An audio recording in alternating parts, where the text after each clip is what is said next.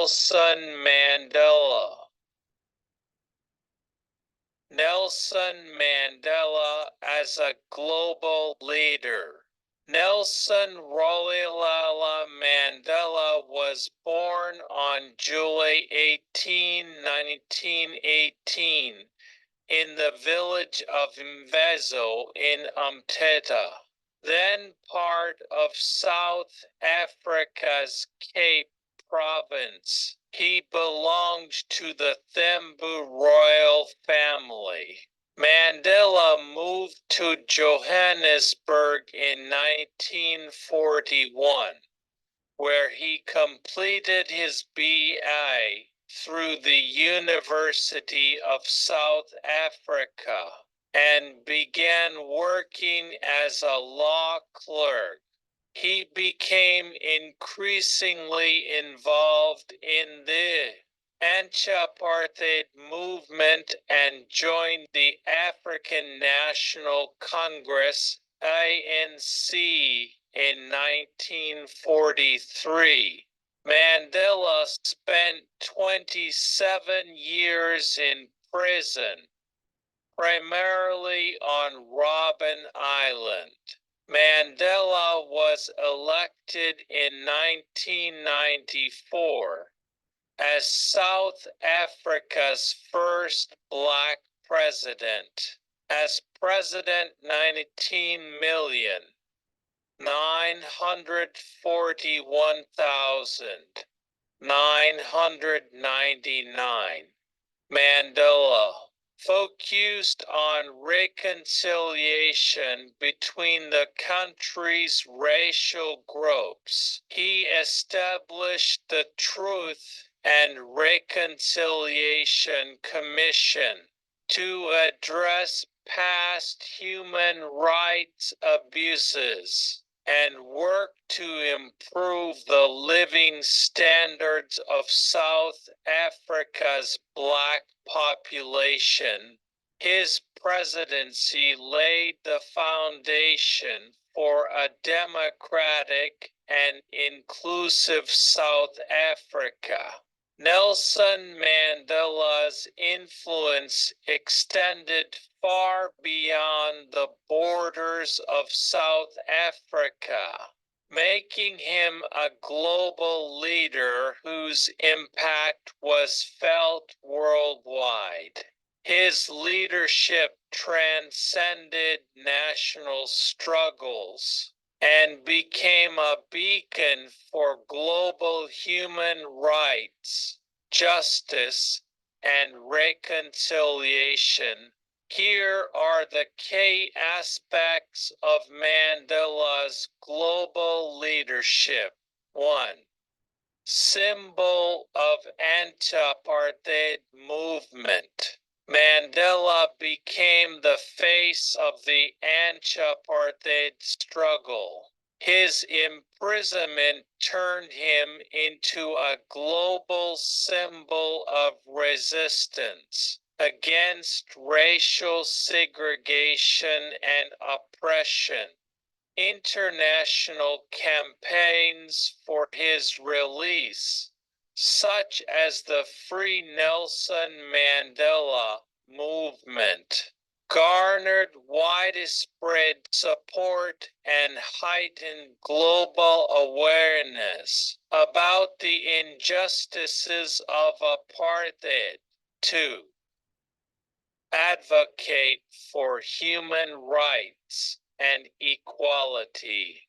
Mandela's leadership was deeply rooted in the principles of human rights and equality. He advocated for the dignity and rights of all people, regardless of race, ethnicity, or background. His speeches and actions consistently highlighted the universal struggle for human rights, influencing international policies and human rights organizations. 3. promotion of peace and reconciliation. Mandela's commitment to peace and reconciliation resonated globally. His efforts to unite South Africa's diverse communities set an example for other nations grappling with conflict and division. Mandela's Truth and Reconciliation Commission provided a model for addressing historical injustices and fostering national healing, which has been emulated in various forms around the world. 4. Influence on global leaders and institutions. Mandela's leadership style and principles influenced global leaders and international institutions. He forged strong relationships with other world leaders, advocating for international cooperation and solidarity. Mandela's presidency saw South Africa rejoining the Commonwealth and taking an active role in international organizations, including the United Nations. 5. Advocacy for global issues. Mandela used his global platform to advocate for various international issues, including poverty, alleviation, education, and HIV/AIDS awareness. He founded the Nelson Mandela Foundation and the Nelson Mandela Children's Fund to address these critical issues. His work in these areas mobilized international support and resources, bringing global attention to the plight of the underprivileged. 6. Legacy and continued inspiration. Mandela's legacy continues to inspire global movements for justice and equality. He is celebrated annually on Nelson Mandela International Day, which encourages people worldwide to take action in improving their communities. His life and work remain a powerful symbol of the potential for transformative leadership in the face of adversity. Deep examples of Mandela's global leadership in action. 1. The Rivonia trial speech. Mandela's speech during the Rivonia trial in 1964 not only defined his resolve, but also communicated his vision for a democratic and free society to the world. This speech resonated globally and rallied international support for the anti-apartheid cause. 2. Release from prison and global advocacy. Upon his release in 1990, Mandela embarked on a global tour, visiting numerous countries and meeting with world leaders. to garner support for the end of apartheid. His international advocacy played a crucial role in sustaining global pressure on the South African government to dismantle apartheid. 3. Role in international diplomacy. As President of South Africa, Mandela was instrumental in promoting peace and stability across Africa. He mediated conflicts in countries like Burundi and worked to strengthen the African Union. His diplomatic efforts extended beyond the continent, advocating for global peace and cooperation. 4. Mandela's global recognition. Mandela received numerous international accolades, including the Nobel Peace Prize in 1993, which he shared with the de Klerk. This recognition underscored his global impact and his role in promoting peace and reconciliation. 5.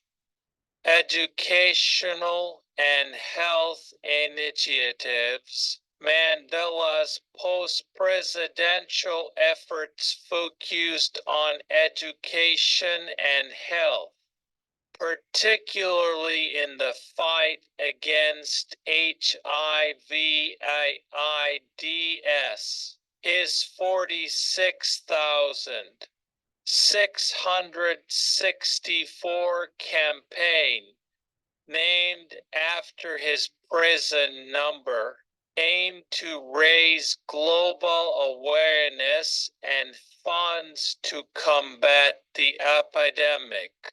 His advocacy brought significant attention to the issue and mobilized international efforts to address the crisis. See Mandela's thoughts on global leadership. Mandela's philosophy on leadership was characterized by inclusivity, resilience, and a deep commitment to justice. Here are some key elements of his thoughts on global leadership. 1.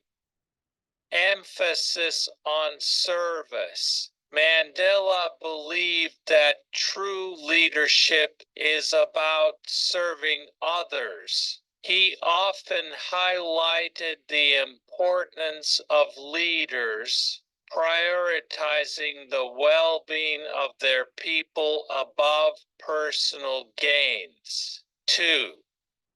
Importance of forgiveness. Forgiveness and reconciliation were central to Mandela's leadership.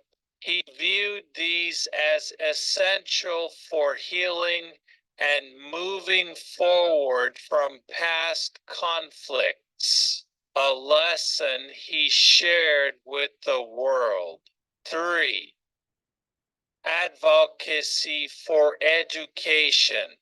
Mandela famously said, "Education is the most powerful weapon which you can use to change the world." He saw education as a critical tool for personal and societal development, and consistently advocated for global educational initiatives. 4.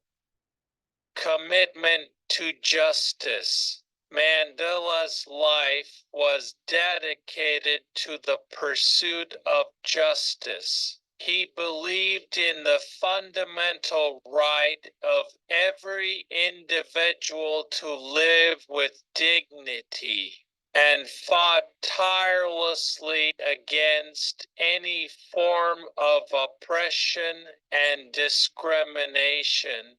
5. Global solidarity. Mandela championed the idea of global solidarity, emphasizing that the struggles for justice and equality in any part of the world are interconnected. He encouraged nations and peoples to support one another in their respective fights for freedom and human rights. D. Notable speeches. 1. I am prepared to die. Speech Rivonia Trial, 1964. One of Mandela's most famous speeches was delivered during his defense at the Rivonia trial. In this speech, he outlined his commitment to the struggle against apartheid and his readiness to sacrifice his life for his ideals. I have cherished the ideal of a democratic and free society in which all persons live together in harmony and with equal opportunities. It is an ideal which I hope to live for and to achieve. But if needs be, it is an ideal for which I am prepared to die. 2.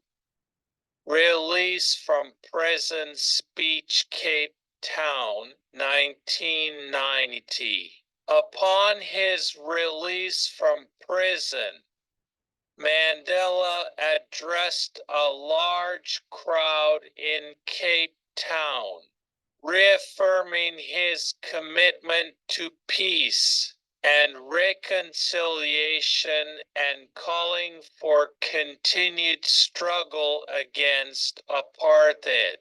I stand here before you not as a prophet, but as a humble servant of you, the people. Your tireless and heroic sacrifices have made it possible for me to be here today. I therefore place the remaining years of my life in your hands. 3. Inaugural Address Pretoria, 1994. Mandela's inaugural speech as president was a powerful message of hope, reconciliation, and the dawn of a new era for South Africa. We have at last achieved our political emancipation. We pledge ourselves to liberate all our people from the continuing bondage of poverty, deprivation, suffering, gender, and other discrimination. We commit ourselves to the construction of a complete, just, and lasting peace. 4. Speech at the United Nations, New York, 1994. In his speech at the UN General Assembly, Mandela expressed gratitude for the international community's support in the fight against apartheid. and called for global efforts to address issues such as poverty, inequality, and conflict. The millions across our globe who stand expectant at the gates of hope look to this organization, which can open those gates to bring them in from the deserts of poverty and war, oppression and repression. 5. Speech at the Loris World Sports Awards Monaco 2000. Mandela spoke about the unifying power of sports in promoting peace and mutual understanding among different races and cultures. Sport has the power to change the world. It has the power to inspire. It has the power to unite people in a way that little else does. Sport can create hope where once there was only despair. Conclusion.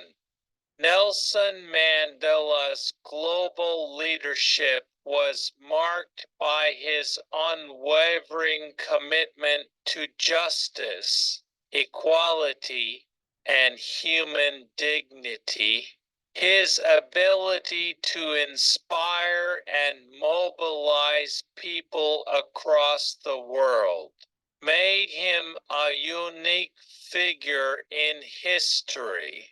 Mandela's legacy as a global leader continues to influence contemporary movements for human rights and social justice, demonstrating the enduring power of his vision and leadership.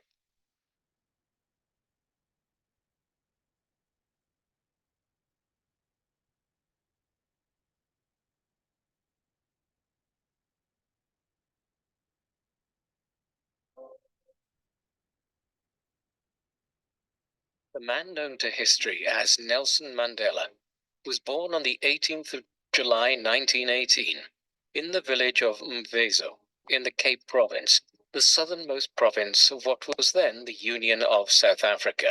His given name at birth was Rolihlahla Mandela, Rolihlahla meaning something akin to troublemaker or pulling the branch of a tree. Nelson's father was Gadla Henry Mandela, a local chief of the Xhosa people and councillor to the Xhosa king of Abatembu at a time when the native Bantu people still maintained many of their own traditional structures of authority even while existing within the Union of South Africa politically. Gadla's grandfather, Benkuka, was the king of the kingdom of Abutembu. Consequently, Nelson was descended from native royalty and was theoretically a prince. Gadla Mandela, in keeping with the customs of South Africa at the time, was a polygamist and had 4 wives. Rolihlahla was the son of his 3rd wife, Nosekeni Fani. Given his father's marital relations, he had many siblings and half-siblings, some of whom lived in different households and even in different villages. Rolihlahla's early life was lived between 2 worlds. On the one hand, his father lived much like many local chiefs had in the region for centuries, also serving as a councillor to the Abatembu king between the mid-1910s and the mid-1920s, as Rolihlahla was growing up. But the country was also modernizing, and the traditional Bantu peoples such as the Xhosa and Zulus were beginning to adopt Western social customs. Rolihlahla's early years reflected this. On the one hand, he grew up according to Xhosa tradition in his mother's kraal or homestead, tending their herd. However, Western influences were to be seen, such as the fact that his mother had converted to Christianity and decided to send her son to a local Methodist missionary school. It was here that he was given the name Nelson on his first day of education, one which he has become known to the world by. Mandela, whose parents were both illiterate, was the first member of his family to attend school. When he was 9 years old, his father died from a lung ailment, at which time he was taken largely under the wing of the Xhosa royal court, though he continued to attend school, developing a love of history and also adopting his mother's Christian beliefs. In these early days, his view of colonial rule was that it was broadly beneficial in introducing major social and economic development into southern Africa. The country Mandela came of age in had been fashioned over a period of 300 years, since the mid-17th century. Prior to this time, there was no nation of South Africa. Rather, the mass of land at the southern point of the African continent was a broad tapestry of kingdoms ruled by different tribes such as the Zulu, Xhosa, and Swazi peoples, many of them deriving from the broad Bantu ethnic group. These kingdoms had contact with the Arab and Indian world through their trade with Great Zimbabwe and other cultures to the north. But it was not until the late 15th century that they first encountered Europeans, when the Portuguese reached the Cape of Good Hope. Supply stations were established here in due course by the Portuguese. But it was not until 1652, when the Dutch established the Cape Colony, where Cape Town lies today, that a permanent European settler colony was established here.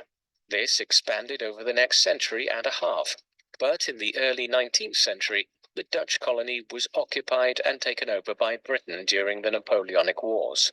The British Cape Colony began aggressively expanding in the second half of the 19th century, moving its borders north and northeast to cover much of the region approximating to modern-day South Africa, an expansion that was fueled by the discovery of gold and diamonds. Conflicts ensued with both the native Zulus and the Boers, the descendants of the Dutch, German, and French settlers who had made southern Africa their home in the 17th and 18th centuries, resisting British colonial expansion. However, with the victory in the Second Boer War in 1902, the British had come to control the entire region. In 1910, it was formed into the Union of South Africa. The Union was quasi-independent of Britain, but still tied to it in many significant ways, notably in its foreign policy and the retention of the British monarchy as the head of state. It was a troubled country from its birth. The overwhelming majority of the population were black Africans, but the ruling class was a minority of people descended from European settlers, primarily the Dutch, German, and French Boers, and, to a lesser extent, the British. These monopolized the extensive wealth of the country and political power, and had already shown tendencies towards creating a colonial underclass by retaining settlers from the British Raj in India as indentured servants. There were tens of thousands of such indentured servants here by the early 20th century.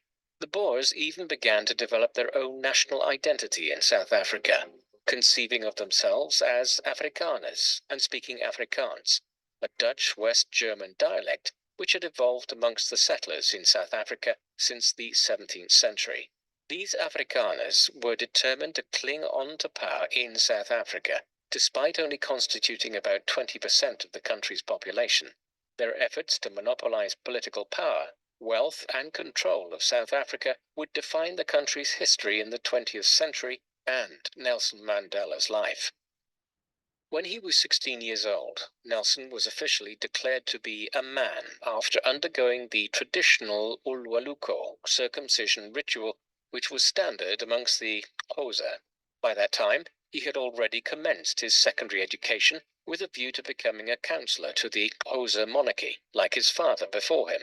His belief being that the Xhosa kingdom would need educated officials to survive in a changing world. To that end, he attended Clarkbury Methodist High School from 1933 onwards, and then the Methodist College in Healdtown in Fort Beaufort in the Cape Province. Thereafter, he began studying for a bachelor's degree at the University of Fort Hare in Alice in the Eastern Cape, a leading third-level institution for black Africans, not just from South Africa, but wider afield in the British colonies north in Rhodesia and the rest of sub-Saharan Africa.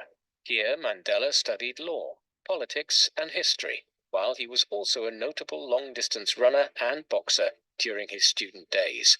In 1939, as the Second World War broke out in Europe, Mandela began attending Fort Hare. At this time, he supported South Africa's involvement as a British colony, an indication that even in his early 20s, Mandela still viewed colonial rule positively. Mandela had lived a relatively isolated life up to this point, largely confined to his experiences of traditional Xhosa society and Fort Hare in the East Cape. All that would change in the 1940s. At the start of the decade, a prominent chief of Abatembu, Jonging Taba, set up an arranged marriage for Mandela.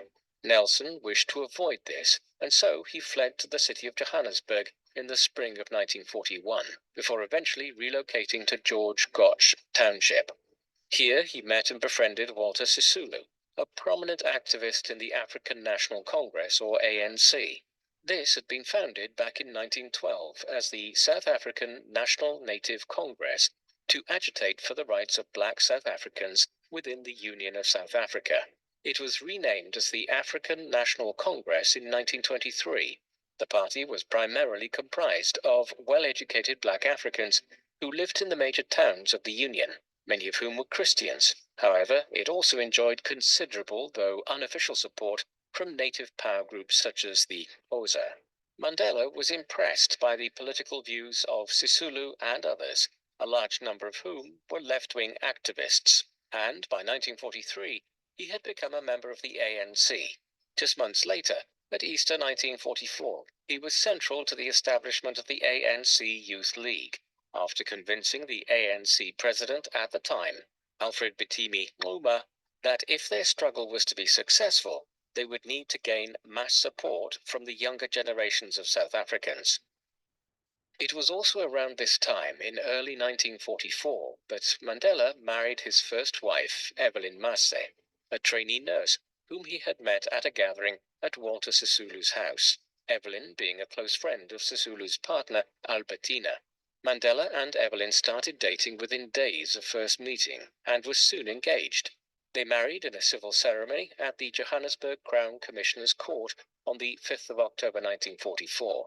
The wedding was a muted affair, as the couple could not afford a wedding feast on Evelyn's salary as a trainee nurse, and the income from Mandela's various jobs in law clerks' offices. For a time they lived in a room in Evelyn's sister Kate's home.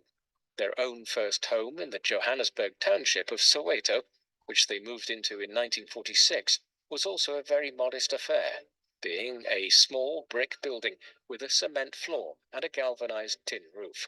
Together they would eventually have 4 children, a son, Tembikele, born in 1946, a daughter, Makaziwe, born in 1947, and who unfortunately died of meningitis in infancy, another son named Makgato, born in 1950, and another daughter in 1954, whom they named Makaziwe in honor of their first daughter, who had died so prematurely. As Mandela and Evelyn were starting their family, the ANC's struggle for the rights of black South Africans was becoming an even more bitter battle. The war years had seen many black Africans migrating to the cities and towns of South Africa, and increasing their agitation for political representation and economic equality through movements like the ANC. This perturbed many amongst the Boer-descended white minority who wanted to retain control of South Africa politically, socially, and economically. This political view prevailed in the 1948 national elections, which only whites were eligible to vote in. In this, the Verenigde Nasionale Party, led by D.F. Malan, which was a staunchly anti-black, right-wing party, considerably increased its vote share and allied with the similarly right-wing Afrikaner Party to outflank the more moderate United Party of Jan Smuts, which had been in power since the mid-1930s. Malan became Prime Minister in 1948, and the HNP and Afrikaner Party would unite in 1951 into the National Party. It would dominate South Africa's politics for the next 4 decades. More immediately, in 1948, Malan began overseeing the introduction of the policy of apartheid, meaning apartness or separateness in Afrikaans. This aimed to create a 2-tier society